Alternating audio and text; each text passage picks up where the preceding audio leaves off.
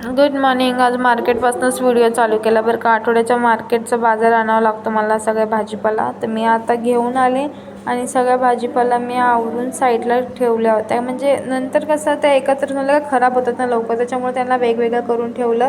बघा कसं मी मस्त वेळेचं सगळं वेगवेगळं करून ठेवून ठेवते. त्याच्यानंतर मला स्वयंपाक करायचा, पण मला करायची होती आज खीरपुरी. त्याच्यामुळे मी आता खिरीसाठी मी तांदूळ भिजवले होते बरं का. नंतर ते तुपात भाजायचे, तर मी तूप ठेवलं होतं तापायला आणि त्याच्यामध्ये मी हे सगळे ड्रायफ्रूट्स टाकले. त्यांना छानसं असं ब्राऊन होईपर्यंत त्याला फ्राय करून घ्यायचे. ब्राऊन झाल्याच्या नंतर ना आपण त्याच्यामध्ये दूध टाकूया.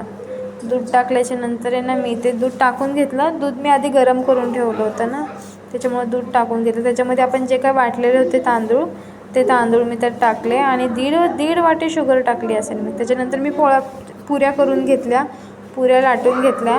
म्हटलं खीर होती त्यावर आपल्या पुऱ्या लाटून घ्यावा. आणि तशीच मी पुऱ्या झाल्याच्या नंतर त्याच तेलामध्ये नंतर मी अशी फोडणी मारून घेतली बटाट्याची भाजीसाठी. जिरी, मोहरी, कढीपत्ता, मिरच्या आणि लसूण टाकून त्याच्यानंतर कांदा टाकला आणि हा कांदा पण असा ब्राऊन होईपर्यंत भाजून घ्यायचा.